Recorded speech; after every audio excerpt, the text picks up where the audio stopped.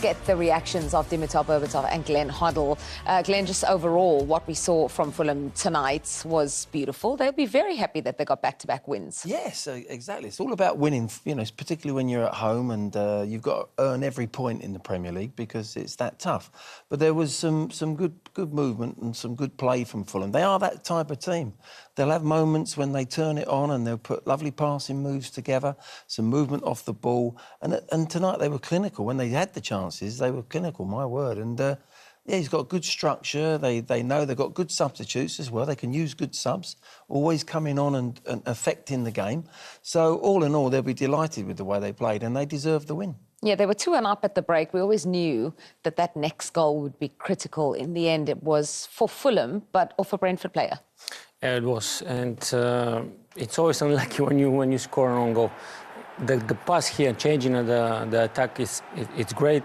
And again, I said it before, you stop the cross, you stop the goal. Not always, of course, but if the cross is good, if the cross is dangerous, like this one here for sure is, and it's in a dangerous position in the zone, it's caused you problem. Of course, maybe a bit of bad positioning from the defender who's trying to clear the ball with his head, but I don't know what exactly he was trying to do. Look, am I jumping? Am I clearing the ball? Bad judgment. And then that, you know, causes the mistake of the other defender, and it's unfortunately in the back of the net. Yeah, do you feel for Pinnock a bit because Collins should have cleared it? I think he thought his teammate, his partner, was going to head that away, and I think Collins tried to get above it and head it out normally, from where it's come from, but he wasn't over the top of the ball. I think the only chance he had there was to back flick it out the back, and it goes out for a throw-in. But they're the split seconds, they're the decisions you make. But it was good offensive play, a lovely change of play, fabulous cross from Sessegnon, and you're putting it in a dangerous area. And unfortunately for Pinnock, it's flown in the top corner, the same top corner as Leeds last week. It's a strange mirror image, in fact, or identical. Look at this. Oh, this is Gabriel Goodmanson last week, 90+4, I think it was. But still across, still you force the other team to make a mistake, or at least try, put the ball in the back of the net. This is what direct football can bring you sometimes. Yes, Glenn, we love to watch beautiful football, pass, combination, good goals, but sometimes it's about put the ball in the box, force a mistake, especially if you need 3 points and it's late in the game. So Fulham's top scorer of the season so far strikes again, own goals. 2 of them from own goals, 2 of them almost identical. Like Berber said, let's put it on a T-shirt. Stop the cross. Stop the cross. Stop the goal. Yeah. Simple. The goal before that, though, the 2 goals in the first half were with more finesse. Yeah, this is a beautiful goal. It really is. A little bit scrappy here, but Nunez does well. He's the first onto the ball. He lays it out. This is a beautiful pass. It really is. He's looked up and he's used actually Nunez's run. And the defenders go with Nunez, and he's looked at it and he's gone, no, there's a hole there, there's a gap there to Wilson. And what a finish this is. He's just kept his balance. Lovely ball from Iwobi, who's playing probably his best football all his career at the moment. But that is just a beautiful pass into the corner. I mean, we can watch it and watch it and watch it all day because everything was in place for a brilliant finish. The pass, the movement, the Harry Wilson run when the ball was moving opposite of his direction, but he was keep moving and waving his hand, give me the ball, and of course, eventually, Iwobi gave him the pass, and look at that pass. I mean, that's lovely. World class, as we said before. Perfect inch pass, perfect goal. It's the sort of quality that you see City or Liverpool at the moment scores. You know, Salah coming in on his left. You know, it's as good as anything that you've seen actually this year as a team goal in the past. It was beautiful. Yeah, that was Harry Wilson's 7th goal against Brentford, set up by Alex Iwobi, who himself had scored just 98 seconds before that one went in. Let's look at Iwobi's goal, the equaliser, Dimi. Yeah, again, it's about forcing the other team to do a mistake, shooting or putting the ball in the back of the net. And then, obviously, Munoz is trying his best to cause trouble of the defenders, trying to prevent the central defender from jumping. Look at this. No, you're not going to jump. And then just cause a bit of chaos, scrappy, and the ball end up in Iwobi, who is following the play, expecting. This is what you need sometimes. You are in the box, you're following the game, you're following the ball, and you anticipate where the ball is going to drop, and you need to be ready, like he was here, because great connection on the ball. Maybe a bit lag between the legs of the defender, but, you know, it deserved to go. Keith, how disappointing was that to take, given the fact you were in front after 20 minutes? I thought we started the game well, played in the areas of the pitch where we wanted to cause them issues, and I thought we did that. The front two were a real handful when we gave them the service. And I think the timing of the goals obviously weren't good, quick succession, the manner of them, just a little bit disappointing, the manner of how and the when we conceded clearly. That first goal there, equaliser particularly, you just couldn't get it clear, could you? Yeah, look, listen, there's two ways of looking at it. Is it a bit unlucky? Possibly. I feel we can do a little bit more about it in terms of how aggressive we were and maybe anticipation around where it's going to land with a lot of bodies in and around it. Yeah, they're really disappointing. And within a blink of an eye, 1-1 had become 2-1 and your half-time team talk had completely changed. I think, again, it's the manner of where it comes from. It's from a throw-in. Basics of the game for me are really, really important, and what they are is you set up from set pieces, and that includes throw-ins. Matching players, the intensity in which they running off our players from throw-ins, and then ultimately getting into an area from deep in their half where they're able to score a relatively simple goal like that. So yeah, the manner of the goals didn't sit particularly well with me. 10 goals you've now conceded in your 5 games. How much of an issue is that becoming? Yeah, clean sheets are important to us. We're very aware that we need to address certain things, performance levels. I think in general we don't tend to get too high when we win a game. The performances are decent, and similarly tonight when moments have cost us, but clearly not happy with conceding 3 goals. And are you also a little bit frustrated that you had a long time to try and get back into the game, having gone 3-1 down, but didn't really create enough clear opportunities? Yeah, similarly, I think we need to address certain aspects of our game. I thought the performance overall was a little bit disjointed, certainly with the ball, and that lacked that little bit of quality at times where we got into good areas, whether that was 1v1, that final pass, that final little bit of quality was just lacking. You talked a lot about the manner in which they conceded, Glenn. Basics of the game, defensively quite disappointing tonight.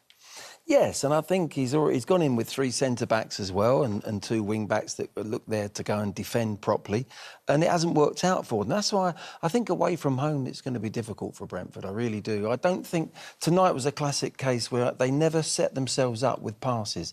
They never had a 3 or 4 good motions, good pattern of play, where they could set the ball up nicely with someone with their head up, and then Sharda could be played in with his pace. They never had that. It was all bits and bobs. And then they're relying on long throw-ins and corners and set plays.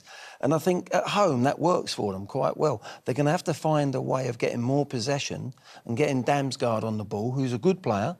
He can look forward, he can play, but they never really got the ball down and set a pattern of play down there. It was all bitty. It was in the air, it was long ball, it was second balls, throw-in, set plays. So I think away from home, you can't play like that. The opponents are going to have too much possession and you're going to put yourself on the back foot defensively. So there's a lot of work there to do for Keith and his team away from home, for sure.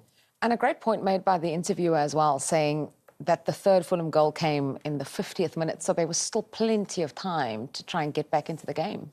Yeah, but as Keith was saying in his interview, the quality is not there for them. So I completely agree with Glenn as well. I think they're going to be suffering a lot this year, and it's going to be in the lower end of the table, purely because that quality in the defense and even in attack, creating chances, having enough time to do something today in the game and get into the game, but they didn't take it, purely because the imagination, the players who needs to create are not at the highest level. Damsgaard is one of the players who can get the ball, turn, pass, either pass, finish, intercept, like we saw in the first goal. But probably that was the only piece of quality in my mind they did this game. Only thing there was like set pieces, long throws, trying to force a mistake, something in the box. But sometimes that doesn't play out the way you want it to. I think we've also got to look at it and say they've lost Wissa and they've lost Mbermo, who are 2 very creative, good players. And that's why they've shown so good film. That's why they've moved on. So it's not going to be easy just to replace them. So that's why I say there's a lot of work to be done. Yes, Keith's not going to be happy with the results at the moment, but they've really got a lot of work to stay in this Premier League this year. Yeah, it means that Igor is the main man up front. He started again for the 5th game in a row between himself and Sharda. the responsibility kind of falls to them to score for Brentford? So when you play up front, you need to score, but also you rely on your teammates to give you the ball, to cross, to give that pass in the box. Of course, when you have the opportunity, you need to score, because when the team like this play, they will have sometimes not so many opportunities to score. So if you have the chance to score, take it. If you're in a difficult situation like they are going to be probably throughout the season, with the quality they have, maybe the opportunity you're not going to be there to score as much. So if you have one, try to score it.